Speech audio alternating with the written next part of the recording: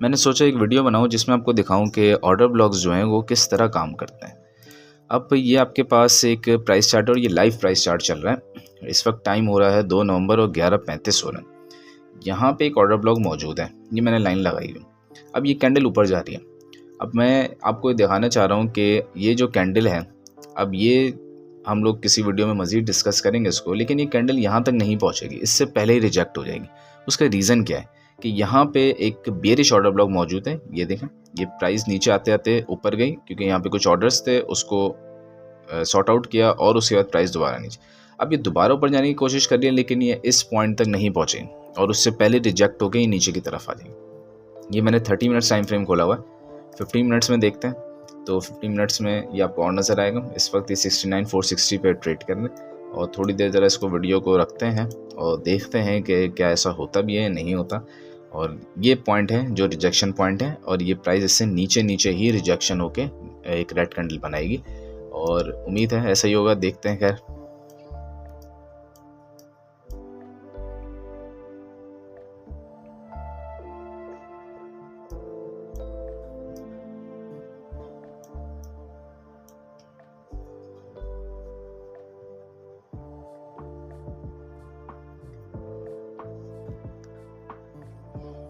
Order blocks इतने ज़रूरी होते हैं कि अगर आपको ऑर्डर ब्लॉक्स पता हो तो कोई फजूल पैटर्न और लाइन वाइन साइन इन सब की ज़रूरत नहीं होती, इंडिकेटर की भी ज़रूरत नहीं होती।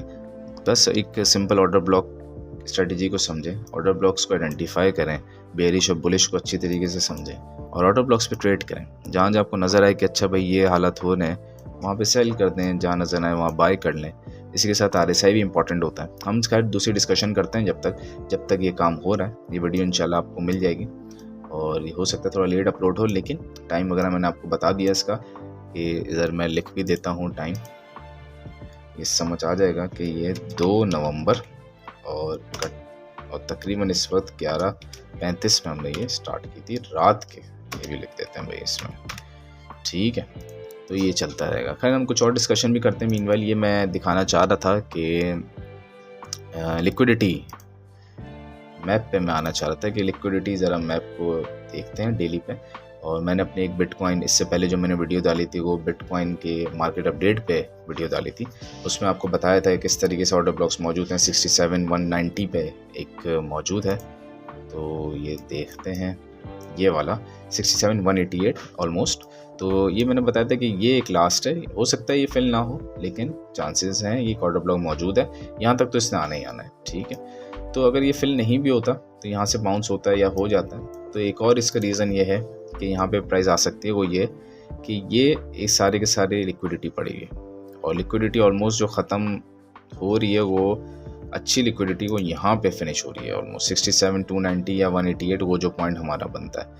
अच्छा, यहाँ पे थोड़ी सी एम्प्टी प्लेस है, तो लेकिन यहाँ पे लिक्विडिटी मौजूद है, तो प्राइस जो है इस वक्त ये नीचे की तरफ आके यहाँ तक तो आएगी प्राइस, ठीक है, 67,200 या 190 तक।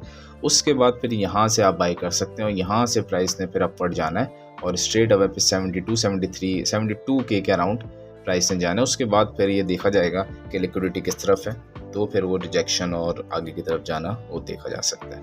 लेकिन यहाँ तक तो प्राइस पहले तो इसने पीछे आना है 67,200 के आसपास, और फिर इसने जाना है आगे 72K के आसपास। तो ये इस वक्त एक बिटकॉइन का चार्ट बता रहा है हमें कि प्राइस किस तरह फ्लक्चुएट करेगी। ये देखें, ये पूरा जोर है यहाँ पे बुल्स का, लेकिन उसके बावजूद भी बुल्स इसको ऊपर नहीं ले जा पा रहे और मुसलसल ये रिजेक्शन की तरफ है कैंडल क्लोज होने में से। अच्छा, ये टाइम जो होता है कैंडल क्लोज होने का टाइम होता है 5 मिनट 24 सेकंड, क्योंकि मैंने 15 मिनट की कैंडल ओपन किया, तो ये इसका कैंडल क्लोज होने का टाइम है, ठीक है। खैर, कुछ और कॉइन्स को देखते हैं जब तक ये चल रहा है। इथेरियम को देखते हैं, इथेरियम भी डाउन है, आर्बिट्रम डाउन है। ये बेहतरीन एक पोजीशन में, गाला इतना नीचे गिरा हुआ है 0.0188, तो बहुत नीचे आया हुआ है। और इसी के साथ और कौन सा भाई, मंता बहुत डाउन है, मूवी तो बहुत ही डाउन है, तकरीबन सारे कॉइन्स ही डाउन है। अच्छा, ये बिटकॉइन डोमिनेंस को भी थोड़ा सा देखते हैं। Bitcoin dominance 1 hour time frame पे खोला हुआ हमने और ये आपको नज़र आ रहा है कि यहाँ से, अच्छा ये थोड़ा डेली टाइम फ्रेम पे देख लेते हैं इसको, कुछ चार्ट्स वगैरह इस पर बने हैं। अच्छा, ये ब्रेकआउट हुआ है और ब्रेकआउट के बाद रिटेस्ट नहीं हुआ, तो रिटेस्ट भी होना है, थोड़ी सी डोमिनेंस गिरेगी। जैसी डोमिनेंस अभी तो डोमिनेंस फ़िलहाल नज़र नहीं आ रही कि बहुत ही मज़ीद एक डिप आए, तो चांसेस यही है कि 62 वाले पॉइंट तक एक रिजेक्शन डोमिनेंस में हो सकती है। उसके बाद जब डोमिनेंस गिरेगी तो एल्ट्स फिर पंप होना शुरू होंगे। एल्ट जब तक पंप नहीं होंगे जब तक डोमिनेंस डाउन नहीं आती। ये हमने बार बार बात की है कि बिटकॉइन डोमिनेंस जब तक डाउन नहीं होती एल्ट्स पंप नहीं करते। अच्छा, इसका रीज़न क्या है? इसका रीज़न ये है कि डोमिनेंस का मतलब है 60% डोमिनेंस का मतलब है कि इस वक्त पूरे जो मार्केट कैप है हमारा, अभी हम बात कर लेते हैं कि इस वक्त लाइव मार्केट कैप कितना चल रहा है।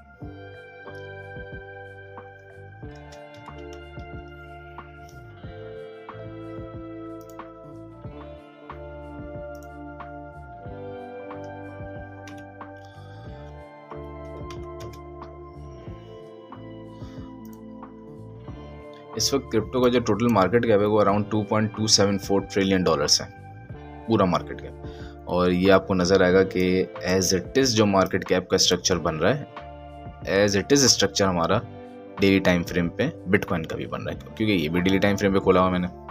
तो खैर ये 2.2 ट्रिलियंस में से बिटकॉइन डोमिनेंस पे आते हैं दोबारा। बिटकॉइन डोमिनेंस ट्रेड करिए 60 पे, तो इसका मतलब कि 2.2 ट्रिलियन में से 60% जो पैसा है वो बिटकॉइन में रोल हो रहा है। ये मतलब होता है बिटकॉइन डोमिनेंस का। तो 40% सिर्फ एल्ट्स में चल रहा है। तो जाहिर सी बात है जब बिटकॉइन में 60% चल रहा है तो जो बिटकॉइन मूव करेगा वही मूवमेंट बाकी सब पे भी नज़र आएगी। बिटकॉइन डाउन जाता है तो जाहिर सी बात है बाकी भी डाउन जाएंगे, लेकिन डोमिनेंस बिटकॉइन की जैसे डाउन आएगी, फॉर एग्जाम्पल ये 50% तक, वैसे 50% बहुत बड़ा है, एक ये इस रीजन तक इसको आना चाहिए 52 तक। तो अगर ये 52 तक आती है तो इसका मतलब है ये जो 8% का डिप आया ये तमाम पैसा शिफ्ट हो गया ऑटोमेटिकली एल्ट्स में। तो एल्ट्स तो पंप करेंगे जब पैसा एल्ट्स में शिफ्ट होगा। आते हैं हम ज़रा BTC पे। तो ये देखें BTC भाई साहब मुसलसल जो है उस रीजन को जाने की कोशिश तो कर रहे हैं, लेकिन उस रीजन तक पहुंच नहीं पा रहा बिटकॉइन। हालांकि वो रीजन इतना दूर नहीं है। अभी इस वक्त हुए हैं 1142 और अभी तक ये वहाँ पे नहीं जा पा रहा, और अभी 2 मिनट 14 सेकंड बाकी हैं कैंडल क्लोज होने में, और ये वहाँ तक इसके जाने के चांसेस है भी नहीं, क्योंकि मुसलसल इसके खैर पीछे एक बहुत बड़ा रीज़न होता है, और ये मैं आपको बता भी देता हूँ। ये देखिए कि ये एक आपको नज़र आ रहा है, ये एक हाई था, फिर इसने लोअर हाई बनाया। ठीक है, लोअर हाई बता रहा है कि भाई ये अब थोड़ा बेयर मार्केट या बेयर हम कह सकते हैं कि टर्न की तरफ है। एक और लोअर हाई बनाया, फिर लोअर हाई बनाया। तो मुसलसल जो लोअर हाइस होते हैं ये इस चीज़ के इंडिकेशन होते हैं कि मार्केट डाउन ट्रेंड की तरफ है, मार्केट ने अब नहीं जाना इतनी आसानी से। और फिर आप मज़ीद एनालिसिस करते हैं तो आपको पता चलता है कि भाई नीचे ऑर्डर ब्लॉक मौजूद है, RSI और डिफरेंट किस्म की चीज़ों को जब आप एनालिसिस करते हैं तो इस नतीजे पे पहुँचते हैं कि हाँ मार्केट ने इस वक्त तो डाउन जाना है इस वक्त अपनी। तो ये एनालिसिस इसलिए ज़रूरी होते हैं आपके लिए कि अगर तो कोई इन्फ्लुएंशियल आपको कह रहा है कि बस ये जो पंप आया ये जा रहा है और ये बस ऑल टाइम हाई ब्रेक कर रहा है, तो आप उसको बता सकते हैं कि भाई ऑल टाइम हाई ब्रेक करने से पहले जो लिक्विडिटी पड़ी है उसको उठाना लाजमी है। और ये लिक्विडिटी हमने देखी है, कितनी लिक्विडिटी है, ये 390 मिलियन डॉलर्स की लिक्विडिटी पड़ी हुई है सारी की सारी। तो ये उठाएंगे तो बात आगे बढ़ेगी ना। 390 मिलियन डॉलर ये बहुत बड़ी अमाउंट है, ये उठाएंगे तो फिर आगे की तरफ जा सकते हैं ना। तो ये उठाने के बाद फिर मार्केट आगे बढ़ेगी, पहले से कैसे बढ़ेगी? तो ये 3 ऑर्डर ब्लॉक्स लगे हुए हैं, पर्पल वाले तक तो इसने लाजमी आना है, इसके बाद नीचे वाले को होने के चांसेस कम है, लेकिन हो भी सकता है, कुछ कह नहीं सकते। तो ये देखें, ये खैर कैंडल क्लोज हो तो जब तक का वेट करते हैं, चलाते हैं जब तक ज़रा वीडियो को। मीनवाइल वॉल्यूम का इंडिकेटर भी थोड़ा सा देखते हैं हम कि वॉल्यूम क्या कह रहा है।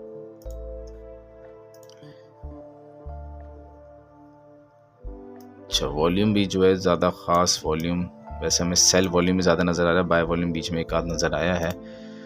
1 आवर चार्ट पे देखें तो उसमें भी ये सेल वॉल्यूम ज़्यादा था, तो सेल बाय वॉल्यूम इतना ज़्यादा आ नहीं रहा जिसकी वजह से ये पंप करें। तो जब तक वॉल्यूम नहीं आता जब तक तो पंप कैसे करेगा। एक और रीज़न आपको बता दिया, ठीक है।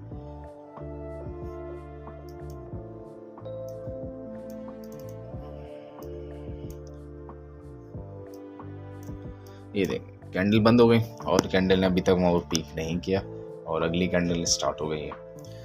तो ये खैर उधर जाएगा भी नहीं, और मुझे तो ये उम्मीद है कि यही एक रिजेक्शन पॉइंट बनता है। और ये रिजेक्शन पॉइंट इस वजह से भी बनता है कि अगर हम यहाँ पे एक ट्रेंड लाइन लगाएं तो ये ट्रेंड लाइन आपको शो कर रही है कि भाई ये एक ऑर्डर में चल रहा है, ये एक ऑर्डर में चल रहा है, ये रहा। अगर मुझे ज़्यादा से ज़्यादा जाता भी है तो यहाँ पे रिजेक्ट हो जाएगा, 69 450 460 पे रिजेक्ट हो जाएगा ज़्यादा से ज़्यादा, और उसके बाद फिर ये डाउन है क्योंकि ये मुसलसल लोअर लोस बनाता जा रहा है। ठीक है, ये चल रहा है। तो खैर बाकी तो मैंने टाइम वाइम सब बताया हुआ, आप बाकी खुद भी देख सकते हैं। लेकिन ये रिजेक्शन हुई है यहाँ पे, और इसी वजह से हुई है कि पीछे कुछ ऑर्डर ब्लॉक्स और कुछ टेक्निक्स ऐसी मौजूद हैं। तो अपडेट जब आप देते हैं बिटकॉइन की, तो इन सब चीज़ों को जब देख के देते हैं तो फिर अपडेट एक्यूरेट होती है। और ये अपडेट इस वजह से होती है कि चार्ट को स्टडी अच्छा किया, जितनी अच्छी स्टडी होगी उतनी अच्छी अपडेट होगी। स्टडी गलत करेंगे तो फिर वो तुक्के लगेंगे और फिर आप अपडेट प्रॉपर्ली दे भी नहीं सकते। ठीक है, कि कहाँ से रिजेक्ट होगा, कहाँ से ये बाउंस बैक होगा, तो ये सब चीज़ें। बाकी एक और बात बताता चलूँ कि ये सारे टेक्निकल एनालिसिस हैं। टेक्निकल एनालिसिस हमेशा भारी होते हैं फंडामेंटल एनालिसिस। फंडामेंटल्स क्या है कि इस वक्त अगर अचानक डोनाल्ड ट्रंप को मार दिया जाता है, जिससे मैंने एक वीडियो भी बनाई थी अपनी, तो फिर यकीनन क्रिप्टो मार्केट क्रैश करेगी। फिर ये नहीं देखा जाता कि वो RSI क्या है क्या नहीं, कुछ भी नहीं देखा जाता, और straight away crypto market crash करती है, बहुत बुरे तरीके से क्रैश करती। तो उसमें कोई टेक्निकल्स काम ही नहीं आते आपको, उसमें काम सारा फंडामेंटल्स का होता है। तो फंडामेंटल्स जो हैं वो ज़्यादा भारी होते हैं टेक्निकल से, लेकिन अमूमन अगर सब कुछ सही चल रहा है तो टेक्निकल एनालिसिस बहुत काम आते हैं आपको। ये एक प्रेशर है, सेल प्रेशर, और ये डाउन की तरफ आ रहा है। ठीक है, नज़र आ रहा है आपको।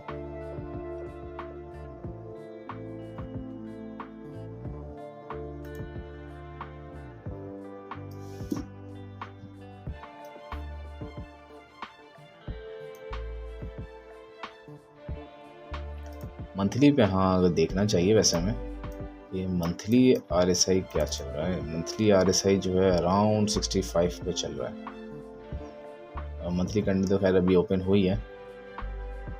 मंथली RSI अभी तक नीचे नहीं आया, तो मंथली जो है अभी तक बुलिश है। अच्छा, बुलिश जो है 50 से ऊपर जब RSI चला जाता है तो उसको हम बुलिश कहते हैं, और 50 से ऊपर ये क्या है RSI। और वीकली पे देखें तो वीकली भी ऑलमोस्ट बुलिश पे 59 पे है, और डेली पे देखें तो डेली भी 50 से ऊपर ही चल रहा है अभी तक। 4 आवर्स पे देखें तो वो थोड़ा सा नीचे आया है, लेकिन वो अब यहाँ पे ये क्रॉसओवर कर रहा है। ठीक है, लेकिन ये क्रॉसओवर खैर मुझे होता हुआ नज़र नहीं आ रहा है, नीचे की तरफ ही जाएगा। 1 आवर पे भी देखें तो सेम है। अच्छा, एक चीज़ याद रखें कि लोअर टाइम फ्रेम पे जो हो रहा है वो इम्पोर्टेंस नहीं रखता है, जो हाई टाइम फ्रेम पे हो रहा है वो इम्पोर्टेंस रखता है। हाई टाइम फ्रेम होते हैं मंथली, वीकली और डेली, ये हायर टाइम फ्रेम्स हैं। Specially weekly higher time frame है बहुत ज़बरदस्त। ये जो है ना 4 आवर 1 आवर 30 मिनट्स, ये लोअर टाइम फ्रेम्स में आ जाते हैं। तो लोअर टाइम फ्रेम पे अगर आपको बुलिश मोमेंटम नज़र आ रहा है बट हायर टाइम फ्रेम पे बेरिश नज़र आ रहा है, तो फिर ये शो करता है कि भाई अल्टीमेटली हमने बेरिश मोमेंटम की तरफ हम शिफ्ट कर जाएंगे, क्योंकि हायर टाइम फ्रेम जो कह रहे हैं वो ज़्यादा इंपॉर्टेंट है, लोअर टाइम फ्रेम इंपॉर्टेंट नहीं होता। ये एक इम्पॉर्टेंट वाली बात है, अच्छी बात है। 5 मिनट्स को ओपन कर लेते हैं भाई। 5 मिनट्स क्या बता रहा है, ले भाई 5 मिनट्स पे चलो, अच्छा हुआ हमने खोल लिया। हमें एक और चीज़ नज़र आ गई कि 5 मिनट पे तो आपको नज़र आ गया एक स्ट्रक्चर ब्रेक। ये रहा कितने पे, 69,400 पे। तो अभी आपके सामने ही है ये कैंडल, या तो ये नीचे आएगी या तो फिर अगली 1-2 कैंडल्स, ये तो खैर क्लोज हो गई, ऑलमोस्ट 1 मिनट बाकी है, तो अगली 1-2 कैंडल जो है आपको अब ये यहाँ पे आती हुई नजर आएंगी। क्यों? क्योंकि स्ट्रक्चर ब्रेक है। ये एक अच्छी एग्जाम्पल मिल जाएगी। वीडियो को थोड़ा कंटिन्यू रखते हैं ताकि अच्छा एक एग्जाम्पल, लाइव एग्जाम्पल हमें मिल भी गई है इसकी। क्यों आएगा यहाँ तक? क्योंकि स्ट्रक्चर ब्रेक है, तो इसको आना चाहिए। तो अच्छा, छोटे लोअर टाइम फ्रेम पे आपको स्ट्रक्चर ब्रेक्स जो हैं वो ज़्यादा नज़र आ जाते हैं, और वो जल्दी फिल भी हो जाते हैं, वैसे उसमें ज़्यादा टाइम भी नहीं लगता। ये देंगे, ये यहाँ से भी जब एक पंप कर रहा था स्ट्रक्चर ब्रेक आया, और स्ट्रक्चर ब्रेक तेज़ी से फिल भी हो गया कुछ ही मिनट बाद। यहाँ पे इसने एक हाई टच किया था और फिर वो फिल हो गया था, और अब जो है ये एक और स्ट्रक्चर ब्रेक बना है, वो भी फिल होने जा रहा है। इसको डिलीट करते हैं, अब ये वैलिड नहीं रहा। देखते हैं क्या कोई और है जो कि वैलिड है। लेकिन जब हमने 15 मिनट्स पे कुछ स्ट्रक्चर ब्रेक्स ढूंढे हैं तो छोटे पे भी टाइम फ्रेम पे होंगे।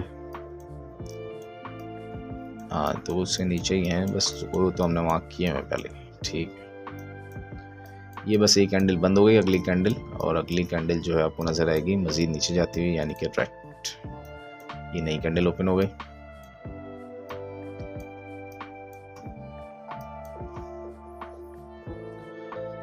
देखते हैं भाई, ये अच्छी एग्जांपल है वैसे कि स्ट्रक्चर ब्रेक हो चुका है, और स्ट्रक्चर ब्रेक पे वापस कैंडल को आना चाहिए, और वो आपको इंशाल्लाह नज़र भी आएगा अगर इस कैंडल को देखते रहेंगे कि वो किस तरीके से दोबारा अपने उस स्ट्रक्चर ब्रेक पे, क्योंकि यहाँ पे एक ऑर्डर्स फंसे होते हैं और ये ऑर्डर जो होते हैं इंस्टीट्यूशन से। अच्छा, ये एक और बात करें साथ साथ, ये 5 मिनट की मैंने कैंडल खोली है और 5 मिनट की कैंडल जो बनी है यहाँ से यहाँ तक इतनी बड़ी, ये देखने में तो बड़ी है, वैसे तो बहुत छोटी है, इतना बड़ा प्राइस एक्शन नहीं है ये।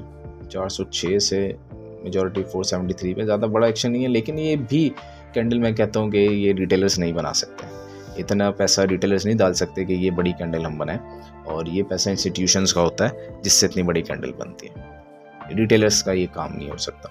अच्छा, ये दोबारा रेड कैंडल आपको नीचे जाती हुई नजर आ रही है, और उसका रीज़न क्या है? Structure break. तो स्ट्रक्चर ब्रेक इतनी ज़बरदस्त चीज़ है कि आपको पता हो तो आप इस पर मुसलसल ट्रेडिंग कर सकते हैं, मुसलसल। मैं ज़्यादातर ये छोटे टाइम फ्रेम्स के स्ट्रक्चर ब्रेक को इंपॉर्टेंस नहीं देता, 1 आवर, 4 आवर, 30 मिनट्स और 50 मिनट्स भी काफ़ी हद तक ठीक है, उससे नीचे नहीं जाना चाहिए, क्योंकि फिर इसमें बहुत से स्ट्रक्चर ब्रेक्स ऐसे होते हैं वो जल्दी फिलअप हो जाते हैं। जैसे कि ये देखा, इधर था एक, ये रहा, अब वो ऊपर गया और जल्दी फिलअप हो गया, तो ये फिर वो है मतलब बिल्कुल ही शॉर्ट टर्म ट्रेड्स के लिए काम आते हैं। तो आप अगर, और मैं प्रेफर करता हूँ लॉन्ग टर्म ट्रेड्स को, क्योंकि उसमें आपको प्रॉफिट ज़्यादा होता है लॉन्ग टर्म्स में। शॉर्ट टर्म में कभी भी प्रॉफिट इतना ह्यूज नहीं होता जब तक कि आप फ्यूचर्स पे ना ट्रेड कर रहे हो। फ्यूचर्स में मैं समझता हूँ ट्रेड नहीं करना चाहिए अमूमन, क्योंकि हमारे बहुत से ट्रेडर्स नए होते हैं और फाइनेंशियल एजुकेशन भी नहीं होती, तो फिर उसमें बहुत नुकसान होता है और वो सारा पैसा बर्बाद कर देते हैं। तो हमेशा आप स्पॉट पे ट्रेड करें, फ्यूचर्स को छोड़ दें, और स्पॉट में जितने लंबे अरसे के लिए ट्रेड करेंगे उतना ज़्यादा फ़ायदा होगा।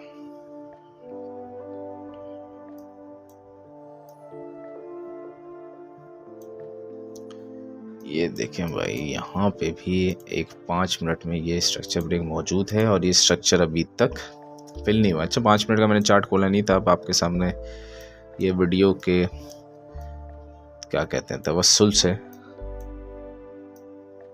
मैंने खोल दिया है, और ये नज़र भी आ रहा है कि ये वाला एक पॉइंट बाकी है 69,787 का। तो अलबत्ता ये पॉइंट जो है इसने कवर अप होना है, इसने कवर अप होना है, क्योंकि यहाँ पे ऑर्डर्स मौजूद हैं और यहाँ पे प्राइस को आके उठाना है। और यहाँ पे तो प्राइस उठा सकती है, अगर प्राइस पहले नीचे जाए बाद में उधर आए तो वो भी जाहिर सी बात है रिकवर हो जाएगा, तो उठा सकती है बाद में। चलें दोबारा आते हैं हम इसमें, जूम इन करते हैं कहाँ तक पहुँचा है भाई ये। अभी तक इसने वहाँ से लिक्विडिटी नहीं उठाई है पूरी, तो इसका मतलब ये अगली कैंडल में गालिबन यहाँ से लिक्विडिटी उठा सकता है। ये लिक्विडिटी मौजूद है। अच्छा, लिक्विडिटी उठाना ज़रूरी क्यों है? क्योंकि सारा खेल ही लिक्विडिटी का। लिक्विडिटी नहीं उठाएगा तो आगे कुछ प्राइस एक्शन चलेगा ही नहीं, काम ही नहीं बन सकता आगे। जैसे लिक्विडिटी लगी ना, कितनी लगी हुई है ये देखें ना, 340 मिलियन डॉलर की लिक्विडिटी है। इसका मतलब यहाँ पे अगर प्राइस आती है तो लोगों का 340 मिलियन डॉलर बर्बाद हो जाएगा, डूब जाएगा, क्योंकि सारे फीचर्स में लगा के बैठे होते हैं। उसके बाद फिर जब ये आगे जाएगा तो यहाँ पे तकरीबन 340 डॉलर, यहाँ पे भी है 400 डॉलर के आसपास, तो यहाँ पे पैसा डूबेगा लोगों का। 30 डे पे अगर हम देखें मंथली पे, तो मंथली भी बता रहा है कि काफ़ी सारी लिक्विडिटी जो है वो पीछे की तरफ लगी हुई 62, 61 पे, और वो तकरीबन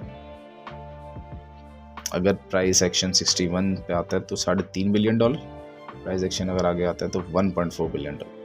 अच्छा, तो मंथली तो बता रहा है कि प्राइस एक्शन थोड़ा लो जाएगा, लेकिन मंथली इस वक्त इतना इंपॉर्टेंट इसलिए नहीं है क्योंकि जैसे जैसे ये नीचे की तरफ आएगा लोग अपने शॉर्ट्स का ऑर्डर खोलेंगे और यहाँ पे लिक्विडिटी बढ़ती जाएगी, और अल्टीमेटली आप देखिएगा कि यहाँ पे 3.5 बिलियन डॉलर है तो यहाँ पे 4.5-5 बिलियन डॉलर तक लिक्विडिटी आ सकती है, और फिर वो ट्रेंड शिफ्ट हो जाएगा और फिर प्राइस एक्शन आगे की तरफ जाएगा। तो ये चीज़ें चेंज होती रहती और आहिस्ता आहिस्ता समझ आएंगी।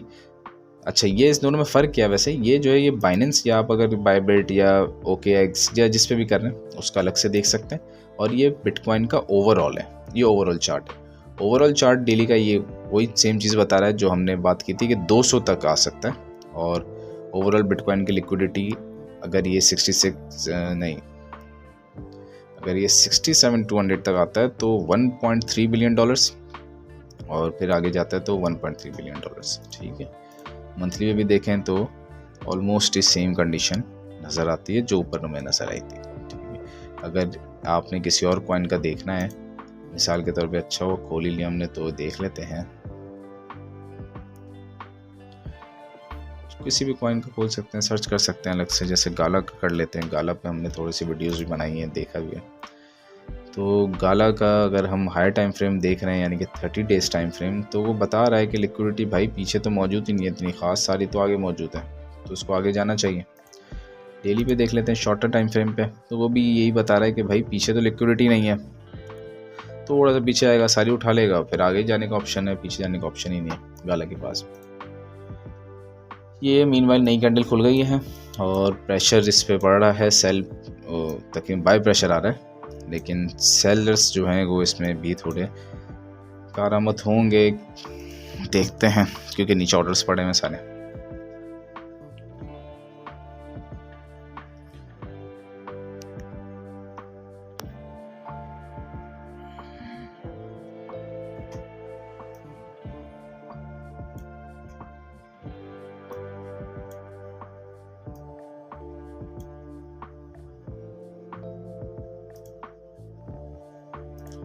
इस पे किसी का भी देख सकते हैं, मतलब किसी एक का नहीं, किसी और को उठा लेते हैं, किसी और को देख लेते हैं। ICP भी बहुत अच्छा कॉइन है, एच बार बहुत अच्छा कॉइन है, एच बार को देख लेते हैं। एच बार की अगर हम लिक्विडिटी चेक करें तो एच बार भी डेली अच्छा, वैसे तो खैर ज़रूरत नहीं होती यार, जब बिटकॉइन या तब जिस सिचुएशन में अभी हम लोग फंसे हुए हैं, ये है बिटकॉइन सिचुएशन। मतलब बिटकॉइन जो है जो करेगा वही एल्ट्स भी करेंगे, ये नहीं हो सकता कि एल्ट्स बिटकॉइन को फॉलो ना करें, एल्ट्स ने बिटकॉइन को फॉलो करना ही करना है। तो इस वक्त जो बिटकॉइन कर रहा है, बिटकॉइन गिर रहा है तो एल्ट्स भी करेंगे, तो ये नॉर्मल सिचुएशन है, क्योंकि डोमिनेंस ज़्यादा है ना बिटकॉइन से। अगर तो इसकी डोमिनेंस कम हो तो फिर कुछ चीज़ें चेंज हो सकती हैं, लेकिन जब तक इसकी डोमिनेंस आए जब तक तो कुछ नहीं हो सकता भाई। ये ग्रीन कैंडल बनी है बड़ी सी, लेकिन अल्टीमेटली ये ज़्यादा ऊपर तक नहीं जाएगी, क्योंकि इसने यहाँ पे लिक्विडिटी उठानी है, तो इसने नीचे आना ही आना है। अच्छा, ज़्यादा ऊपर जाएगी तो हमने क्या इस पर लाइन लगाई हुई है कि नहीं, ये वाली लाइन नहीं थी, आई थिंक ये वाली लाइन थी 69,787 तक, तो लेकिन वहाँ पे जाना तो एक बहुत बड़ा इम्पल्सिव मूव, वैसे शॉर्टर टाइम फ्रेम में इम्पल्सिव मूव कहलाएगा, लॉन्गर में नहीं। ये भी दोबारा उसी सेम पॉइंट से रिजेक्ट हुआ जहाँ पे पीछे बहुत से रिजेक्शंस हैं, क्योंकि यहाँ पे एक ऑर्डर ब्लॉक मौजूद है, इसलिए यहाँ पे बहुत सारे रिजेक्शंस हो रही हैं। ये देखें, बहुत सारी रिजेक्शंस यहाँ पे हो रही हैं। ये वैसे इस किस्म की जो विक्स है ये भी अच्छा है, हमारे सामने एक आ गया कॉन्सेप्ट। इस किस्म की जो विक्स होती है ना बड़ी, जैसे ये कितनी बड़ी विक नज़र आ रही है, इसका भी एक ख़ास खेल है और इसको भी अच्छी तरीके से ट्रेड किया जाता है। वैसे ये जो विक होती है एम्प्टी जो बीच में बनती है स्ट्रक्चर की, इसमें फिल ज़रूर होना होता है, मतलब ये फिल होगी विक कुछ ही टाइम में, फिल ज़रूर होगी, खाली नहीं रहेगी। तो इसका भी खैर एक अपना एक अंदाज से ट्रेड करने का।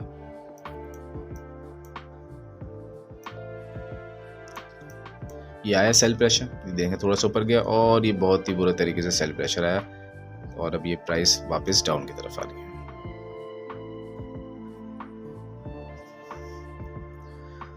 लाइव ट्रेडिंग करना वैसे बहुत मुश्किल काम होता है, और लाइव एनालिसिस करना भी बहुत मुश्किल काम होता है, और एक तरीके से लाइफ ही है। इस वक्त जो टाइम हो रहा है वो 11:58 हो रहा है, और हमने शुरू कहाँ से किया था भाई, हाँ लिखा हुआ, अच्छा देखते हैं, हमने शायद लास्ट टाइम फ्रेम पे लिखा होगा, हमने आई थिंक 45 से शुरू किया था, या 35 से, हमने 11:35 से शुरू किया था, इस वक्त 11:58 हो गया, तो कहाँ लिखा हुआ, कहाँ चला गया भाई, ये रहा 11:35 से शुरू किया था, और इस वक्त जो टाइम हो चुका है वो हो चुका है 11, बल्कि पूरे 12 बज गए, 12 बज गए हैं भाई। और इसको थोड़ा सा चेंज करते हैं, 3 नवंबर, और ये 12 बज चुके हैं, ऑलमोस्ट 12:01 AM पे हम आ चुके हैं, तकरीबन ये 26 मिनट हो चुके हैं। और हमने अभी जो एक डिस्कस किया था, हमें बीच में एक एग्जांपल भी मिल गई उसकी कैंडल ब्रेक की, तो वो भी हमें नज़र आ गया। ये देखें, ये नज़र आ रहा है, ये एग्जैक्ट उसी जगह पे आ रहा है, क्योंकि यहाँ से लिक्विडिटी उठानी, थोड़ा सा ऊपर गया और प्रीवियस उसके हाइस को भी, हालांकि इस कैंडल के हाई को ब्रेक किया, इसको ब्रेक किया, इसको 3 हाइस को, चौथे हाई को भी, लेकिन उसके बाद दोबारा सेल प्रेशर आया, क्योंकि सेल प्रेशर आना है कि यहाँ पे ऑर्डर ब्लॉक मौजूद है। तो उसको दिखाने का वीडियो इतनी लंबी हो गई, उसका मकसद ये था कि एक लाइव एग्जाम्पल जो नज़र आ गई वो प्रॉपरली एक्सप्लेन भी हो जाए। जी,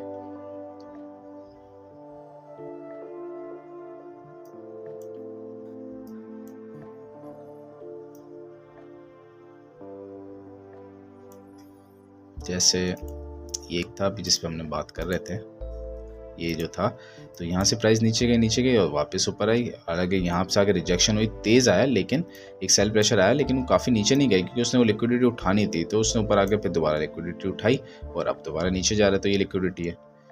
तो ये होता है अमूमन। अच्छा, ये तो खैर हम बहुत ही क्विक देख रहे हैं कि अभी के अभी वो फिल हो जाएंगी।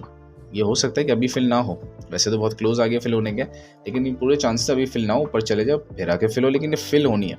फिल हर हाल में ये लाइन ये जो बनी है लिक्विडिटी को, इसको फिल होना है, इसके बगैर प्राइस एक्शन चल नहीं सकता। और ये मार्केट की अंडरस्टैंडिंग होती है, और जितनी अच्छी अंडरस्टैंडिंग होगी उतना अच्छा आप कमा सकते हैं इससे।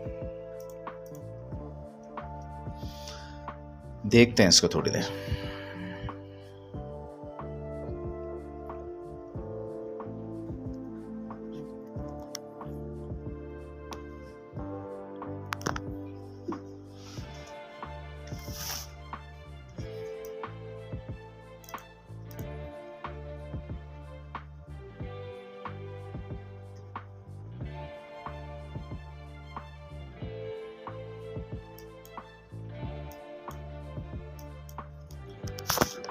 अच्छा भाई, ये तकरीबन इस वक्त 26-27 मिनट हो गए, और ये एग्जैक्ट उसी पॉइंट पे आ गया जो हमने अभी डिस्कस किया था, और ये हमारे सामने आ गया। तो वीडियो को लंबा करने का मकसद ये था ताकि ये एक एग्जांपल एक्सप्लेन हो जाए कि ये जो स्ट्रक्चर ब्रेक था, और ये आपके सामने स्ट्रक्चर ब्रेक से ये कैंडल ऊपर गई, और मुझे किसी ने कुछ बताया नहीं, मैं लाइव ट्रेड कर रहा था, कोई मुझे पता नहीं था डाटा, लेकिन मैंने आपसे कहा कि यहाँ पे हो सकता है अभी नहीं आती, बाद में आ जाती, लेकिन ऐसा आना था, लेकिन ये कैंडल अभी आ गई फौरी तौर पर, क्योंकि सेल प्रेशर बहुत हाई था। तो इसके बाद इसी तरीके से अब इसको रिमूव करते हैं, क्योंकि अब ये इनवैलिड हो गया, और यकीनन ये बाद में दोबारा भी आ सकता है, लेकिन मैं इसको हटा देता हूँ, मेरी नज़र में ये फ़िलहाल हटा देते हैं इसको। 1 आवर टाइम फ्रेम पे आते हैं, और ये आपको पूरा टाइम रेंज भी नज़र आ रही है। चाहे तो ये एग्जैक्ट इसी टाइम पे आप बैक करके भी देखें तो नज़र आ जाए। इसलिए मैंने आपको कहा कि प्राइस एक्शन जो है वो इधर क्यों आएगा और फिर इधर क्यों आएगा, तो उसकी एक लाइव एग्जाम्पल एक्सप्लेन होगी। तो उम्मीद है ये बहुत अच्छे तरीके से चीज़ समझ आई होगी, और अगर आपने पूरी वीडियो देखी है तो आपको समझ आया होगा कि भाई ये वीडियो क्यों लंबी है और इसमें क्या समझाने की कोशिश की। ये एक ऐसे ट्रिक है कि अगर समझ आ गई तो इंशाल्लाह अगर आपने आज तक कोई नुकसान किया भी है तो बुल रन में वो नुकसान सारा कवर कर लेंगे, और जितना भी नुकसान किया तो अगर तो इसको क्रिप्टो ट्रेडिंग करनी है तो उसको प्रॉपर्ली समझना बहुत ज़रूरी है। अगर तो सही तरह समझेंगे नहीं तो सही तरह ट्रेडिंग कर भी नहीं सकते, फिर बहुत लॉसेस होंगे।